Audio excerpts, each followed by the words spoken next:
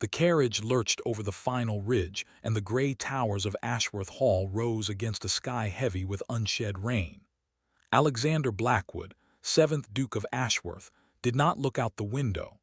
He had seen the estate twice in his life, once at his father's funeral, once at his mother's, and had no desire to commit its failures to memory now. His steward's letters had grown insistent.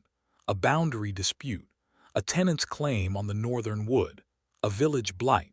Small matters, he had assumed, best handled by a man with no love for the place but a firm hand for account books. He brought no companions, no valet worth the title, and no intention of staying beyond a fortnight. Only his wolfhound, Caius, accompanied him. The great gray beast lay across the carriage seat, breathing slow and deep, his amber eyes tracking Alexander with an intelligence that bordered on accusation. The dog had belonged to Alexander's father.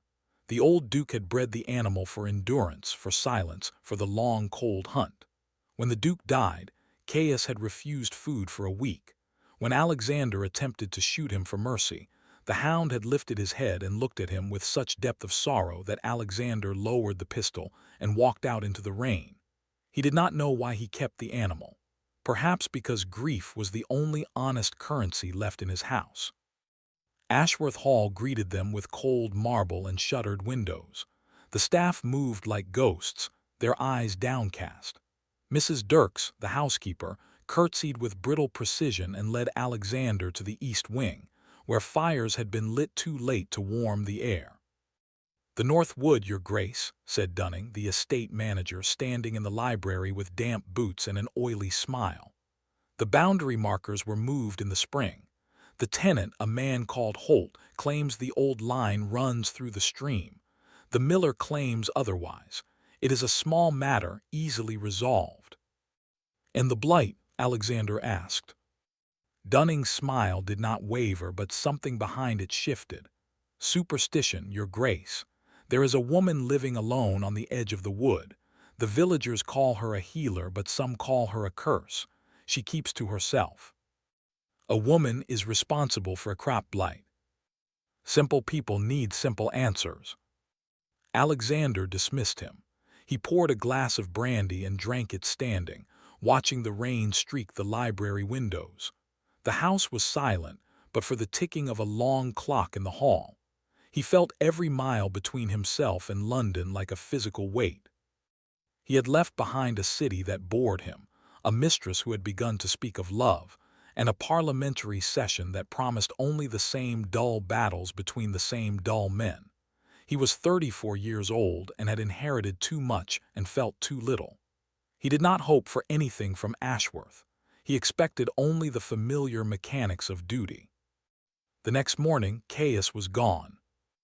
Alexander found no sign of the dog until afternoon. A groom had seen him slipping through the north gate, moving with purpose, his gray coat ghost-like against the wet green of the wood. Alexander took a horse and rode out alone. The rain had stopped, leaving the air sharp with the smell of earth and rotting leaves. He had been riding for an hour when he reached the boundary stream. The water ran high over black stones. Beyond it, the wood thickened into shadow. He followed the dog's tracks along the bank, then into the trees. He did not call out. He did not know what he expected. A poacher, perhaps. A den. Some grave animal instinct his father had bred into the creature. Instead, he found a cottage. It stood in a clearing, small and clean, with a thatched roof green from rain and a chimney breathing a thin line of smoke into the gray sky. Herbs hung in bundles from the eaves. A neat stack of cut wood leaned against the west wall. A stone path led to the door, and on the step, his huge gray wolfhound lay stretched out, his head resting on his paws, his eyes fixed on the door as though waiting for someone he had been waiting for his entire life. Alexander dismounted and tethered the horse. He did not knock. He stood at the edge of the clearing and watched the dog watch the door. The forest around him seemed to hold its breath. Then the latch lifted from inside, and the door opened, and Alexander Blackwood found himself face to face with a woman who did not flinch at the sight of a duke standing in her clearing. She was young, perhaps 23, dressed in a gray wool dress with an apron stained by green and brown. Her hair was a dark tangle pinned carelessly at the nape of her neck. Her eyes were the pale, clear blue of winter water, silver at the edges, like ice beginning to thaw. She looked first at Caius, then at Alexander. "Your dog," she said quietly, "has been coming here for 6 days. I thought you should know. He will not enter and he will not eat. He only waits." Her voice was low and steady, with an accent that belonged to the north, to the hills, to the old families who had worked this land long before the Blackwoods arrived with their titles and their towers. Alexander did not know what to say. He had prepared himself for poachers, for trespass, for 100 small deceptions of the rural poor. He had not prepared himself for this. The dog stood. He walked to the woman and pressed his great head against her hip. She placed one hand on his skull, her fingers steady, and the animal closed his eyes. A bitter, unfamiliar feeling moved through Alexander's chest. Not jealousy, not quite. It felt like being shown a door he had not known existed, a door that led somewhere he might have been if his life had been different. The woman lifted her gaze to his. "You should come inside," she said. "The rain will return before dark." She did not curtsy. She did not call him your grace. She turned and walked into the cottage, leaving the door open behind her, and Caius followed her without a backward glance. Alexander Blackwood stood alone in the clearing for a long moment. Then, against every instinct he had ever trusted, he followed. The cottage's single room was warm, the air sharp with rosemary and something sweeter, honey perhaps, or dried lavender. A fire burned low in the hearth. A narrow bed stood against the far wall, neatly made. Books lined a rough shelf, worn botanical texts, a volume of Pliny with a cracked spine, a Bible with the gold worn from its edges.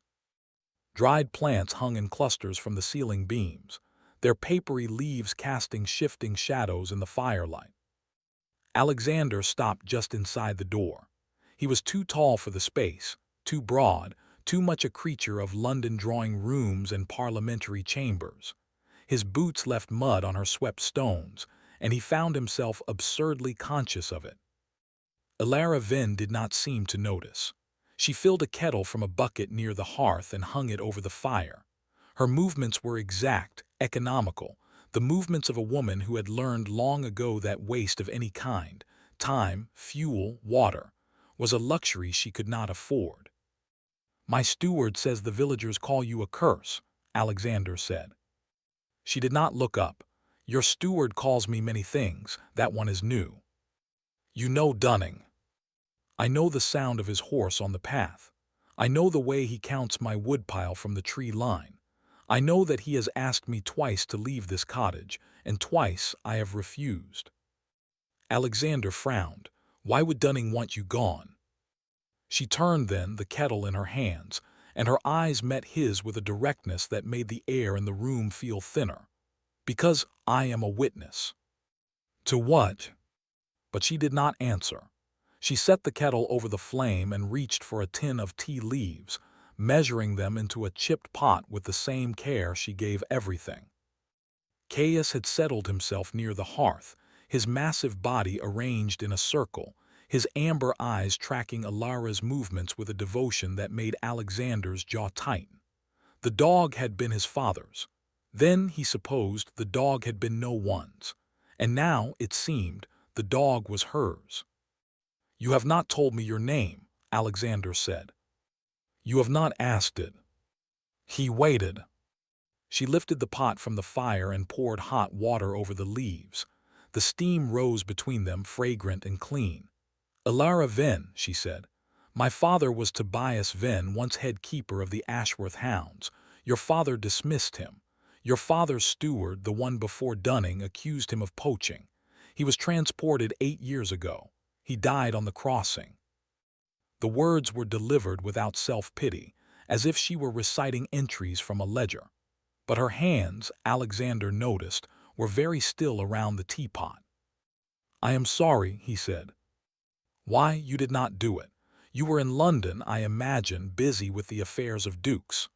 She poured tea into 2 cups, one plain clay, one with a hairline crack. She handed him the plain one. "You are here now. That is what matters to Dunning." Alexander did not drink. The tea was hot against his palm, almost painful. "What did your father do?" "Nothing." She said the word flatly finally.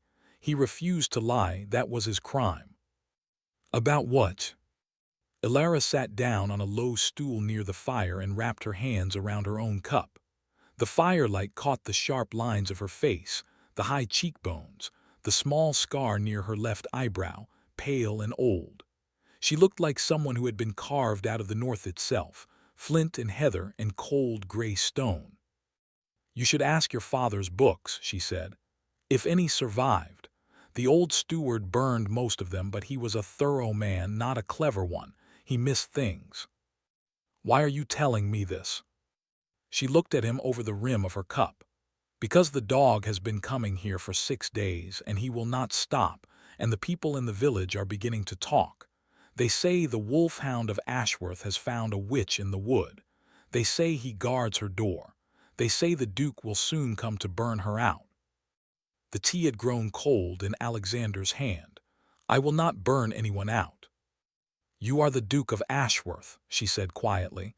"You do not know what you will do." The words were not an accusation.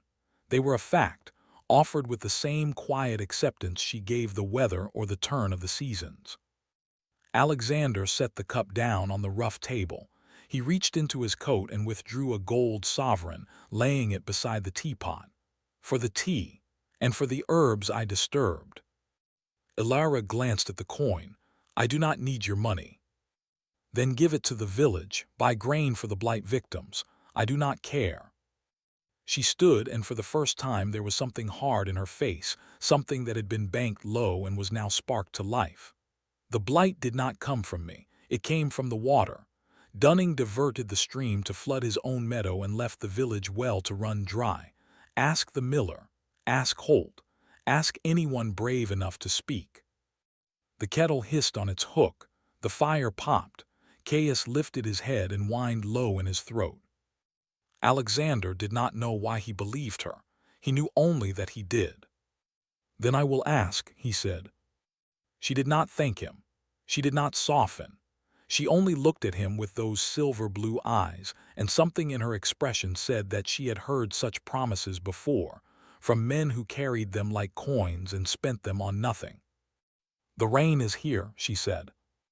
And it was sudden and hard, drumming on the thatch, spilling from the eaves in silver ropes. The world outside the doorway became a curtain of gray water. "Stay until it passes," Ilara said. It was not an invitation.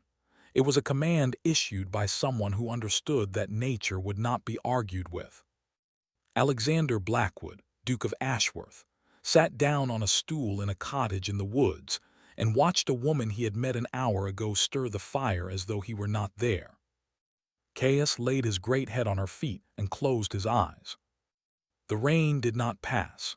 It deepened into night, and Alexander did not leave until the first gray light touched the clearing, and when he did leave, walking his horse back along the sodden path, he could feel the cottage behind him like a small warm star in the dark trees. He did not know then that Dunning was already riding to Sir Marcus Vale with news of the Duke's visit to the Witch of the Wood. The village of Ashworth lay in a shallow valley 2 miles from the hall, a cluster of stone houses around a market cross and a church whose steeple listed slightly to the north. Alexander rode in late the next morning, his coat still damp from the previous night's rain, his mind a tangle of things Ilara Venn had said and things she had not. He found the miller first. The man was old, his hands white with flour, his eyes rheumy and cautious. He confirmed the story of the diverted stream, though his voice dropped to a whisper and his gaze kept straying to the door. "Dunning had the men out in April, your grace. They cut a new channel through the north meadow, flooded his own field, but it feeds a fish pond he stocks for Sir Marcus Vale. The old stream used to run to the village well. Now it runs to Vale's lily pond." "And the blight?" The miller shook his head slowly. The water goes to Vale, the village drinks from a seep. It was bad this summer. The crops yellowed. Some say it was the woman in the wood, but it was not. I have known Alara Ven since she was a child. Her father used to bring his dogs here for water when they ran the North Wood. What happened to her father? The miller's face closed like a door. I am old, your grace. I have seen enough trouble. You are the duke. If you want truth, you must look where men do not want you to look. Alexander left the miller and walked to the inn. The Ram Head was a low building with a painted sign that had faded to ghost letters. Inside, the air smelled of ale and wood smoke, and a dozen conversations died the moment he stepped through the door. He took a table by the window. The innkeeper, a broad woman with red arms and a wary eye, brought him bread and cheese without being asked. "You were in the wood last night, your grace," she said quietly. "People saw your horse on the path." "I was." The Ven girl, she was hurt. "No." The woman hesitated. "She is a good girl. Her mother was a healer and the daughter learned. She saved my boy's arm when the doctor wanted to take it. I do not care what they say. She is not a witch." "Who says she is?" The innkeeper glanced toward the far corner. Alexander followed her gaze. 3 men sat by the fire, their clothes too fine for village work, their boots too clean. The man in the center was broad and red-faced, with a neck that spilled over his collar and a smile that showed too many teeth. Sir Marcus Vale. Alexander had seen his like before, minor gentry with major appetites, men who fed on small communities like weevils in grain. Vale was a baronet with an estate on the western edge of the parish, a seat on the local magistrate's bench, and a reputation for acquiring things that did not belong to him. As Alexander watched, Vale leaned forward and said something to his companions. They laughed. One of them mimed a woman's shape with his hands, then made a gesture of a noose around his own neck. The innkeeper saw Alexander's expression. "Please, your grace, it is better not to notice." "I am not in the habit of noticing nothing." The room had grown quieter. Vale's voice carried, oily and assured. "Mark me, the Duke will tire of her soon enough. These London lords like a bit of rough country meat, but they always return to their own table. And when he does, we'll have the cottage cleared and the mill built before Michaelmas." Alexander rose. He crossed the room in 6 strides, his boots loud on the floorboards. The inn went still as a held breath. Vale looked up and his smile did not falter, but something behind his eyes grew watchful. "Your grace, I was just speaking of you. The village is honored by your attention." "You were speaking of Miss Ven." "Miss Ven, is that what she calls herself now?" Vale chuckled. "Forgive me, your grace, we know her only as the Wood Woman, a sad case. Her father was a poacher, you know, transported. The mother died of shame. The daughter has inherited the family's delusions." Alexander's voice was very soft. "I have seen the cottage. I have spoken with the woman. She is no more a delusion than you are a gentleman." Vale's companions exchanged glances. The red-faced man's smile thinned. "Your grace is new to the parish. He may not know the stories.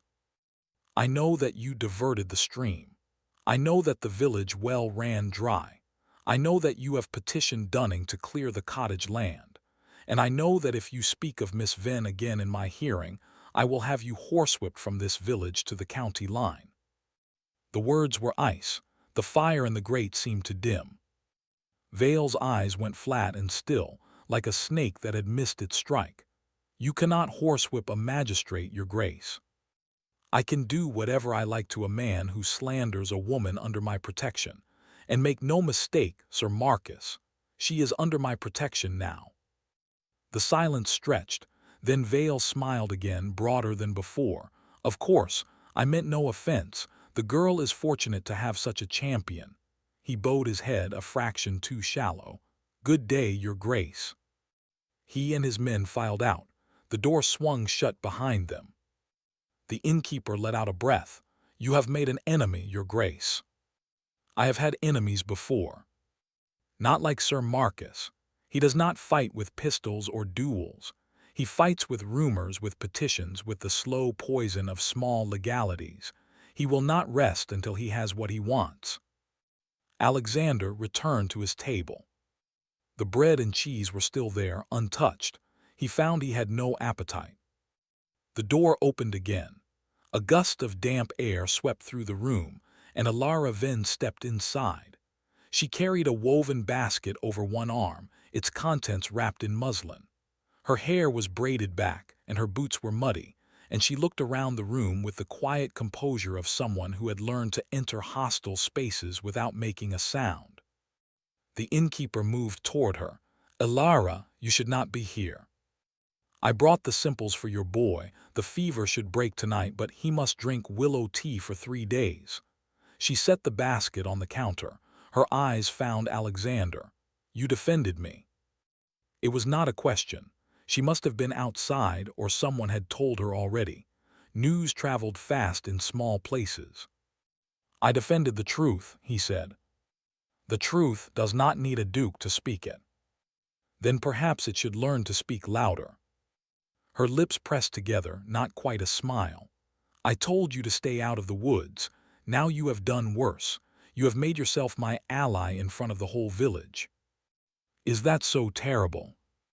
She looked at him for a long moment, her silver-blue eyes unreadable. "It is dangerous for both of us." She lifted the empty basket back onto her arm. "Vale will not forget this. He will use your interest in me as a weapon. He will say you are bewitched, or that I have compromised you, or that the Duke of Ashworth has fallen under the spell of a poacher's daughter. Let him say it.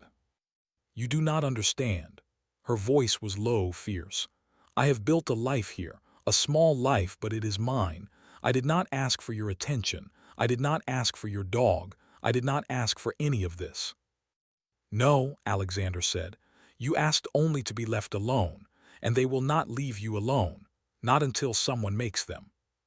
She stared at him. The innkeeper had retreated behind the counter, pretending to polish cups. Outside, the gray sky pressed down on the village like a lid. "I do not need your help," Alara said. "I know," Alexander said, "but you have it." She turned and walked out of the inn, her back straight, her basket empty, and Alexander watched her go with a strange ache behind his ribs. He had told himself he would stay at Ashworth for a fortnight. He had told himself there was nothing here but accounts and small disputes. He had told himself he did not care. He had been wrong about all of it. 3 days later, Alexander's horse threw a shoe on the estate road, and he walked the final mile to Ashworth Hall through a cold, driving rain. He had been out since dawn, speaking with tenants, gathering testimony about Dunning's dealings and Vale's encroachments. The evidence was mounting, but it was fragile, old men reluctant to speak, young men afraid of losing their fields. The accident happened on the North Bridge. The horse, already skittish from the storm, shied at a fallen branch. Alexander, his mind elsewhere, took the fall badly. He felt the stone wall tear through his coat and into his side before he felt the ground. He lay in the mud for what felt like a long time. The rain hammered down. The horse had bolted. The bridge was empty, the road darkening, and Alexander Blackwood, Duke of Ashworth, possessed of 14 houses and an income that dwarfed half the lords in England, lay bleeding in a ditch with no one to see him fall. He did not call for help. He was not certain he could. Then Caius was there. The Wolfhound appeared from the trees like a gray ghost, his ears flat, his eyes wild. He circled Alexander once, then pushed his great head against his chest, as if urging him to rise. "Get away," Alexander managed. His voice was a rasp. "Go home." But Caius did not go home. He seized Alexander's sleeve in his jaws and pulled hard. Then he released it and ran a few steps toward the wood, then back, then toward the wood again, his meaning unmistakable. "Follow." Alexander crawled. That was the truth of it.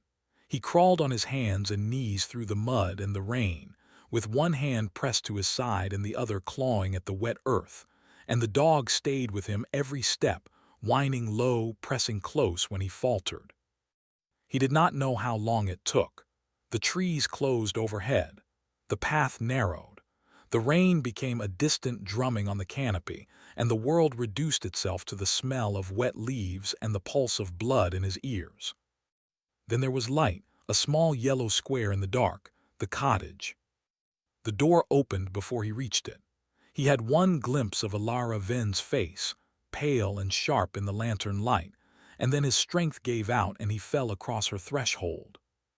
He woke to firelight and the smell of something bitter being crushed in a mortar. His coat was gone, his shirt open, and a long strip of clean linen had been wound tight around his ribs. The wound beneath it burned like a brand, but the bleeding had stopped. Alara was at the table, grinding herbs with controlled, methodical force. She did not look at him. "You should not have followed the dog," she said. He insisted. "He is a dog. You are a duke. One of you should know better." Alexander managed something like a laugh, and the pain of it nearly sent him under again. When he surfaced, Alara was standing over him, a cup in her hand. "Drink this, it will help the pain." He drank. It tasted like earth and vinegar, and it made his eyes water, but he finished it. She watched him with the same unreadable expression she had worn in the inn, the same quiet distance, but there was something different now. A tension in her jaw, a darkness under her eyes. "How long have I been here?" he asked. 3 hours. Your horse returned to the hall. The grooms will be searching the road by now." "And you did not send for them?" "The dog would not leave your side, and you were in no state to be moved." She paused. "Also, I thought it better if no one knew you were here." Alexander closed his eyes. The room swam. Because of Vale. Because of Vale, because of Dunning, because of the village and its love of scandal. Her voice was flat. "If they find the Duke of Ashworth wounded in the cottage of the Wood Witch, the story will not be that she saved him. It will be that she lured him, cut him, and tried to kill him." "Then why did you take me in?" She was silent for a long moment. When she spoke again, her voice was quieter. "Because the dog would not leave your side, and because I am my mother's daughter. She would have taken in the devil himself if he came to her bleeding." Alexander opened his eyes. She was still standing there, the empty cup in her hand, the firelight carving her face into planes of light and shadow. She looked exhausted and resolute and very young, and she looked in that moment like the only solid thing in a world that had just tipped sideways. "The dog," he said slowly, "has been coming here for weeks. You said he would not eat. You said he only waited. Why?" She set the cup down. "I thought you knew." "Knew what?" "He is not my dog. He never was. But he carries the blood of my father's line, and he knows it. He knows the cottage. He knows the shape of this place in his bones." Alexander struggled to sit up. The room tilted. Alara made a sharp sound and pushed him back down. "You will tear the stitches." "What do you mean, he knows the cottage?" She looked at him for a long moment. Then she crossed to the shelf and took down a worn leather book, its cover cracked and stained. She opened it to a page marked with a strip of old ribbon and placed it in his hands. "Look at the third entry from the bottom," she said. Alexander looked. The handwriting was old, spidery, the ink faded to brown. The date was 1787, his father's hand. Third entry from the bottom, bred thorn to the wolf bitch from Kenton Fell. 4 pups, 2 live, 1 gray. The gray bitch is something rare. She hunts like winter itself. Keep the line close. Do not let the steward cull her. She will be the heart of the pack." "The gray bitch," Alara said. "Her name was Mist. She was my father's dog. She was the foundation of the Ashworth hounds, and Caius is the last of her line." Alexander stared at the page. His side ached. The room spun, and somewhere at the edge of his vision he saw the shape of something dark and old, buried under years of silence and lies. "Tell me," he said, "tell me everything." Alara looked toward the door. Outside the rain had stopped. The trees stood black against a charcoal sky. Somewhere in the distance, a groom's whistle floated through the woods. "Tomorrow," she said, "if you live through the night." She took the book from his hands and turned down the lamp. And Alexander Blackwood lay in the dark of the cottage, his wolfhound stretched across his feet, and listened to the soft sound of a woman breathing in the opposite corner, and understood that he had fallen into something far deeper than a boundary dispute. He did live through the night, though the wound in his side turned angry and red, and Alara spent the small hours changing poultices and forcing bitter tea between his lips. When dawn came, gray and damp, Alexander woke to find Caius gone from his feet, and Alara seated at the table, the leather book open before her. She had been reading. Her face was pale and set, and when she looked up at him, there was something in her eyes that had not been there before. Not anger, not fear, but a kind of weary resignation, as if she had been carrying a weight for so long that she no longer remembered its absence. "I will tell you," she said, "but you will not thank me for it." Alexander pushed himself upright. His head ached, and his side burned with every breath, but his mind was sharp and clear. He had been a soldier once, before the title, before the inheritance. He remembered how to think through pain. "The book," he said. "You said the old steward missed things. What did he miss?" She turned the book toward him. The page was covered in his father's handwriting, but in the margins another hand had written, cramped, fierce, the letters jabbing at the paper like accusations.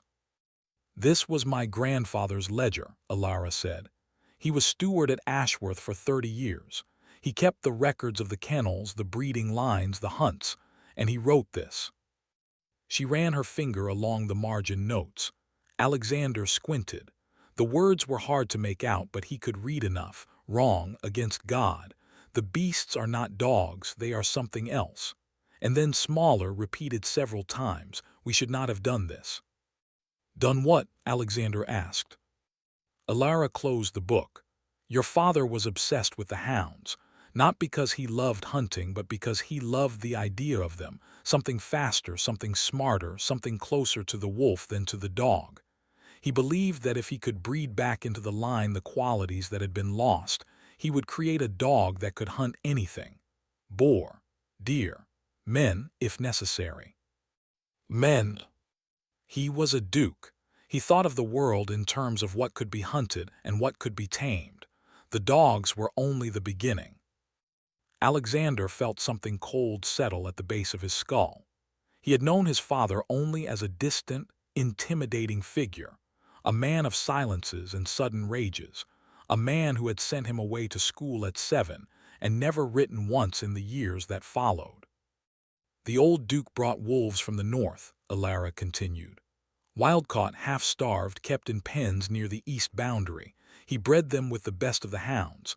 Most of the pups died. Some were too wild and had to be destroyed, but a few survived. They were faster than any dog, more loyal, more intelligent. They did not hunt like dogs, they hunted like wolves. And my grandfather knew this. My grandfather was afraid of them. He wrote to the bishop. He wrote to the county magistrate. No one would listen. So he began keeping records, his own records, not the official ones. He wrote down what the old duke said when he thought no one was listening. He wrote down the names of the men who had helped him. He wrote down the truth." "What happened to him?" Alara's hands were folded on the table. They were not still now. They were clasped so tightly the knuckles showed white. "He died in the East Wood. The dogs were with him, or so your father said, but the men who found him said the dogs had not touched him. His neck was broken. His own shotgun was in his hand." The room was very quiet. Outside, a bird called once in the gray dawn, then fell silent. "My father took the ledger," Alara said. "He knew what was in it. He had a wife and a child, and he thought that if he could keep the evidence safe, he could use it to protect us. He was wrong. Dunning found out. Dunning was not the steward then. He was a clerk, but he worked for the old duke and he knew about the wolf breeding. When the old duke died and your steward took over, Dunning saw an opportunity. He accused my father of poaching. It was a lie, but it was a useful lie. My father had the ledger and the ledger was dangerous, so they took him. And with him gone, the ledger disappeared. But you have it. I have it because my mother hid it in the lining of her wedding chest. Dunning searched the cottage twice. He never found it. She looked at him then, her silver-blue eyes bright with something that was not quite tears. He still does not know it exists. If he did, I would be dead. Alexander looked at the book on the table between them. It was small and worn, unremarkable.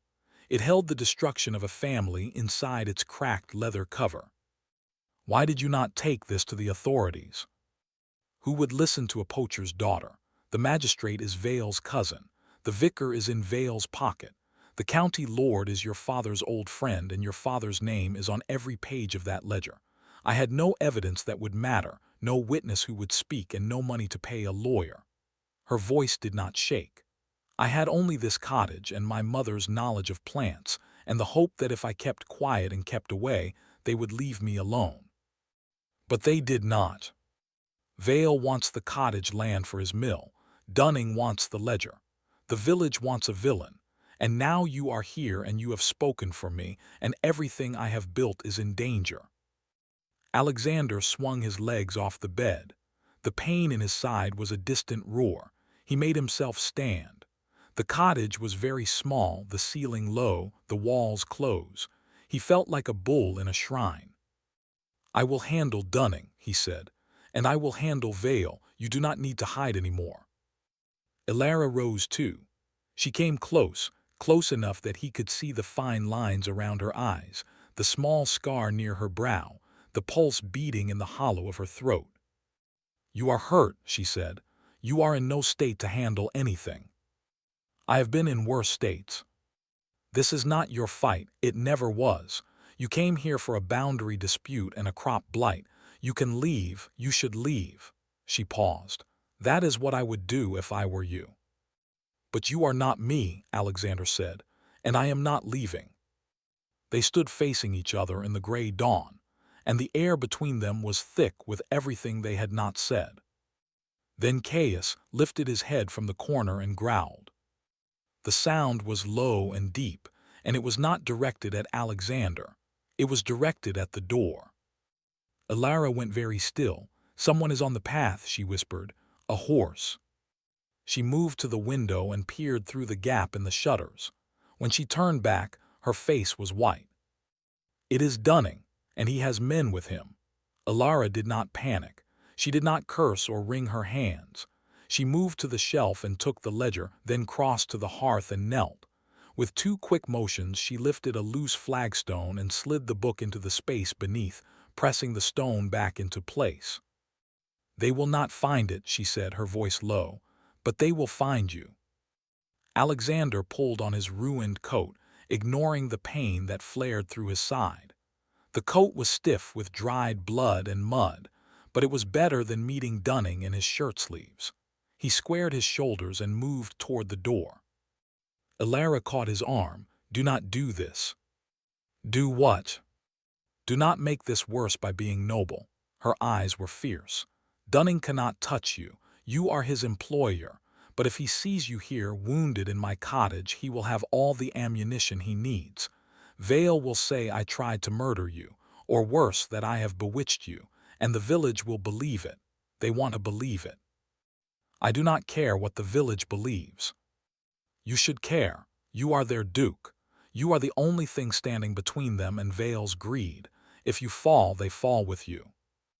The sound of boots on the path grew louder. Caius moved to stand beside Ilara, his hackles raised, a low growl rumbling in his chest. Alexander looked at her. Her face was pale, but her hands were steady.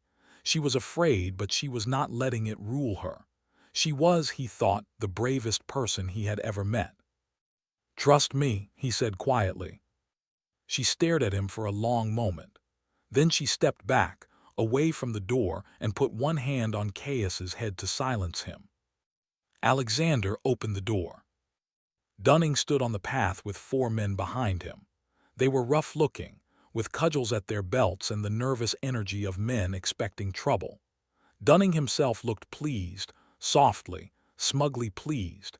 and when he saw Alexander in the doorway, his expression shifted into something he clearly intended as concern.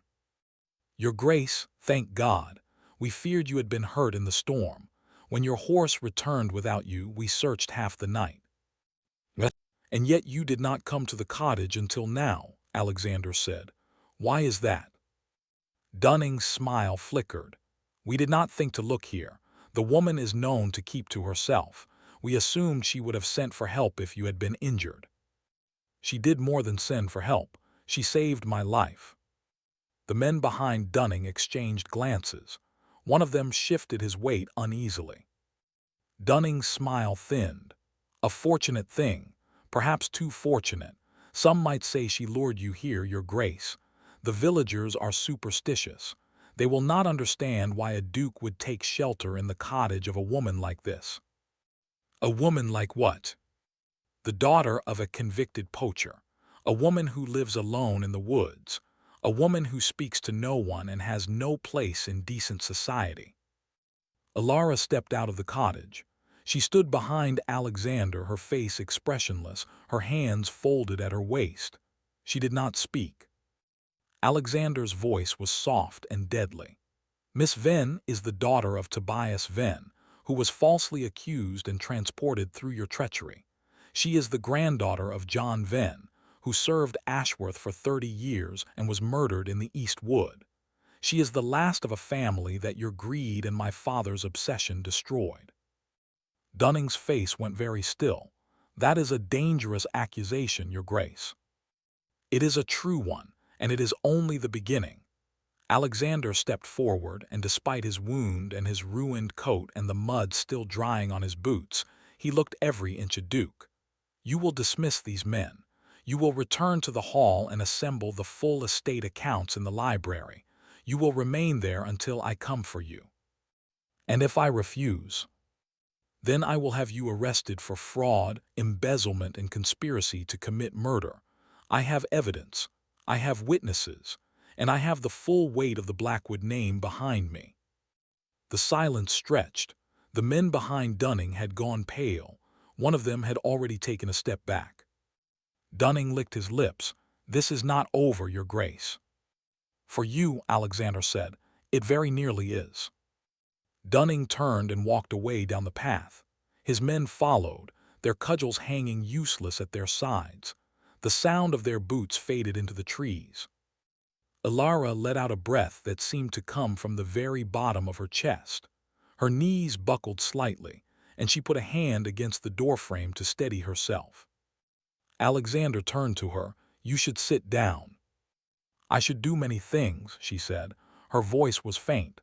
"Sitting seems as good a place to start as any." He helped her inside, though his own side screamed with every movement. They sat together on the 2 stools before the cold hearth, and for a long while neither of them spoke. Then Alara said, very quietly, "You did not have to do that." "I know. Why did you?" He looked at her. The gray light from the doorway touched her face, her hair, the small scar near her brow. She looked exhausted and shaken, and somehow more beautiful than anyone he had ever seen. "Because I have spent my entire life avoiding things," he said. "Avoiding this house, avoiding my father's memory, avoiding anything that might make me feel something.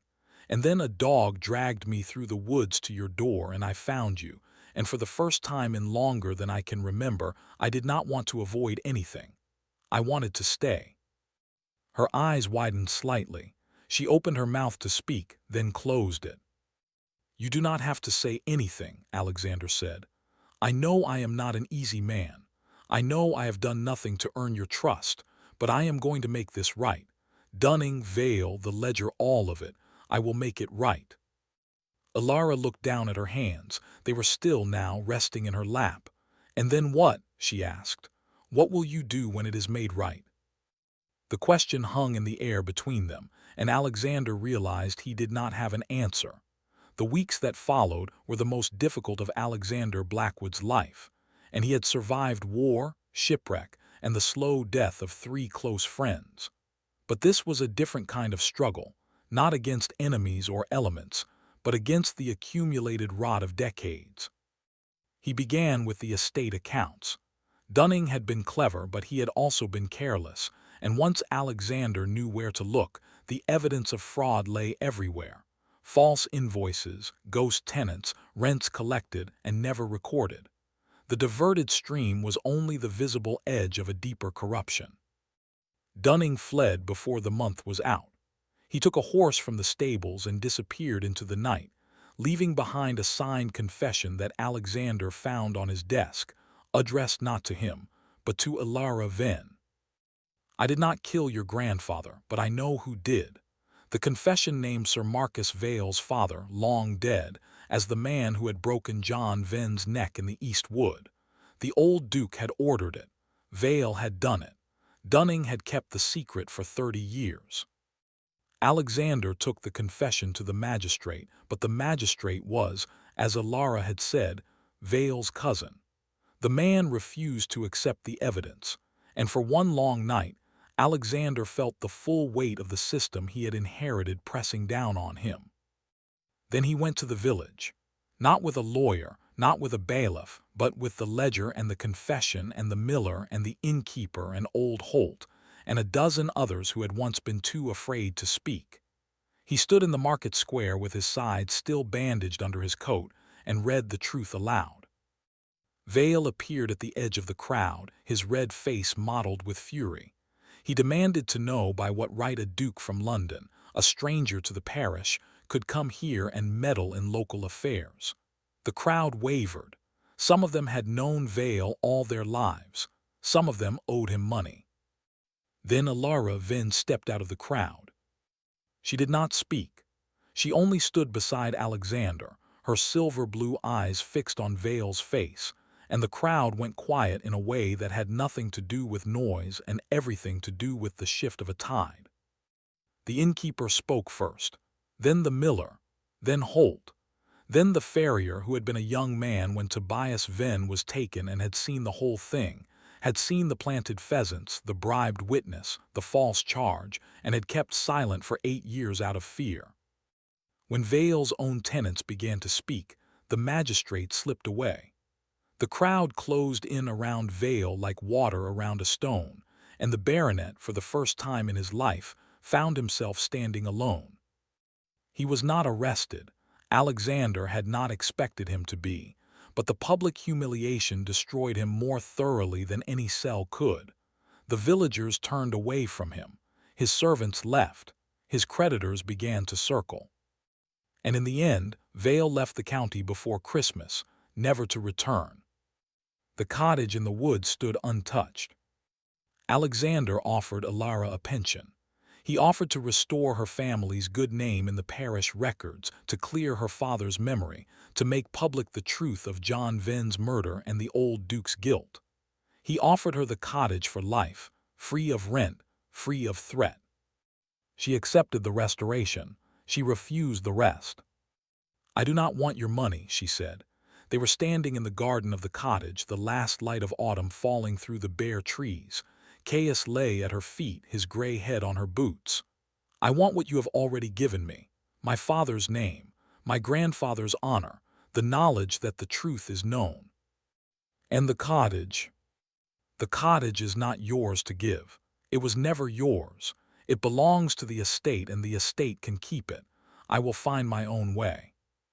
Alexander felt something twist in his chest. "You are leaving." She did not deny it.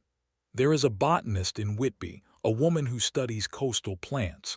Her assistant died in the summer, and she has written to me twice, asking if I would come. I have put her off long enough." "Whitby is a long way from Ashworth." "Yes," she said, "it is." He wanted to ask her to stay. The words were there at the back of his throat, but he had spent his life learning to swallow them. He was a duke. He did not beg. He did not plead. He gave orders and expected them to be followed. But Ilara Venn would not be ordered. The next morning she was gone. Alexander did not leave Ashworth. He told himself it was the estate that kept him, the repairs, the rents, the slow work of undoing Dunning damage. But he knew the truth. He was waiting. He waited through the bare days of December. He waited through the cold nights when the wind howled in the trees and the hall seemed enormous and empty. He waited through the letters that came from London, from his secretary, from his solicitor, all asking the same question: when would the Duke return? He did not answer them. On the first day of the new year, Caius began to whine. The dog went to the north door and scratched at it, then trotted back to Alexander, then to the door again. His meaning was unmistakable, and Alexander's heart leaped with a hope he refused to name. He followed the dog through the wood. The trees were gray and bare, the sky heavy with snow, the path soft with fallen leaves. The cold bit at his face, but he did not feel it. He only followed the gray shape moving ahead of him, faster now, breaking into a lope and then into a run. The cottage came into view. Smoke rose from the chimney. A light burned in the window. Alexander stopped at the edge of the clearing.